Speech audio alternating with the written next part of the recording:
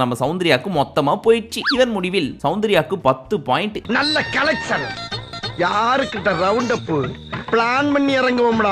அடுத்ததாக உருட்ட வந்தார் பவித்ரா. அவங்க உருட்டின் முடிவில் முத்துவன் மஞ்சரி கட்ட மட்டும் உழல. சோ பவித்ராவின் மொத்த மதிப்பெண் இவங்க 2 பேருக்கு போச்சு. அடுத்து தீபக் உருட்டினாரு, மொத்தமும் காலி. So extra 3 point. அடுத்து சௌந்தர்யா உருட்டினாங்க, அவங்களும் மொத்தமா காலி பண்ணிட்டாங்க. சோ அந்த அம்மாக்கு எக்ஸ்ட்ரா 3 பாயிண்ட். அதன்படி ரயான் அண்ட் சௌந்தர்யா 2 பேருமே இப்ப 13 பாயிண்ட்ல இருக்காங்க. இதை நம்ம சௌந்தர்யாவே எதிர்பார்த்து இருந்திருக்க மாட்டாங்க. நான் ஜெயிச்சு வாங்கினது அப்படின்னு அழுத்தி சொல்லிட்டு இருக்காங்க. வேண்டாம், கால் நூற்றாண்டுக்கு அப்புறம் உன் வாழ்க்கையில ஒரு சந்தோஷம் கிடைச்சிருக்குதுன்னு தலகால் தெரியாம ஆடாத. அடுத்து இந்த முத்து பயவுல உருட்டுச்சு. ஃபர்ஸ்ட் உருட்லயே எல்லாமே ஊந்துச்சு. பட் அதை உருட்டி முடிச்ச உடனே what chilli game is this, ஒரு அடியிலே வந்துச்சே, சி ஏதோ டஃபா யோசிங்கப்பா அப்படின்ற மாதிரி ஒரு ஃபேஸ் ரியாக்ஷன் கொடுத்துட்டு 3 பாயிண்ட் தூக்கிட்டு போயிட்டார். சூப்பர், நிஜமாவே நீங்க தானா? It's me. எல்லாத்த விட அல்டிமேட் என்ன தெரியுமா? எவன்டா அது எனக்கு கேம் சரியா வரல, ஒழுங்கா ஆட தெரியலன்னு சொன்னதே, இப்ப பாரு அப்படின்னு நம்ம ராணுவ உருட்டினாரு பாருங்க, எல்லாமே கீழே வந்துச்சு. இப்ப பேசு அப்படின்ற மாதிரி கேஷுவலா ஒரு ரியாக்ஷன் கொடுத்துட்டு போயிட்டாரு நம்ம ராணுவ.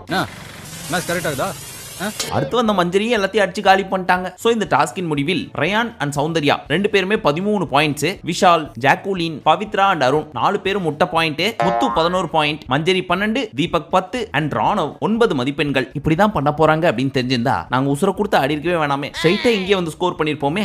உங்க டாஸ்க்ல தீய வைக்க அப்படின்னு அதிகமா பாயிண்ட் வச்சிருந்த எல்லாரும் நினைச்சிருப்பாங்க. இன்னும் எத்தனை பேர் குடிய கெடுக்க போறாங்களோ, மேலதான் இருக்காங்க, நிறைய வச்சிருக்காங்க, போய் வாங்கிக்க போ. இன்னொரு பக்கம் அப்பாடா நம்ம ஃபர்ஸ்ட் வந்த டாஸ்க்ல எல்லாம் பெருசா ஆடாதது நல்லதா போச்சு, ஈஸியா ஒரு பால உருட்டி ஜம்மனி எல்லா பாயிண்டையும் தூக்கிட்டு போயிட்டோம் அப்படின்னு ஒரு சில பீஸுங்களாம் நினைச்சிருக்கோம். அப்பாடா ஒரு 48,000 தேர்ச்சி. பட் இந்த கேம் ஸ்டார்ட் ஆக போறதுக்கு முன்னாடி எப்பவும் போல நம்ம முத்து நான் ஒன்னு சொல்லட்டுமா அப்படின்னு ஆரம்பிச்சாரு. கேக்கலன்னா விடுவா போறீங்க, சொல்லு அப்படின்னு சொல்ல விட்டாங்க. அப்ப அவர் என்ன சொன்னாரு, முடிஞ்ச அளவுக்கு எல்லாரோட பாயிண்ட்ஸையும் ஈக்குவலா போற மாதிரி பாத்துக்கலாம் அப்படின்னு மத்தவங்களுக்காக பேசுற மாதிரி தன்னோட பாயிண்ட்டை சேவ் பண்றதுக்கு அவர் பிளான் பண்ணாரு. கட்சியா முடிவானது இண்டிவிஜுவலா அவங்கவுங்க யாருக்கு என்னென்ன வேணுமோ எடுத்துக்கங்க, இவன் பேச்செல்லாம்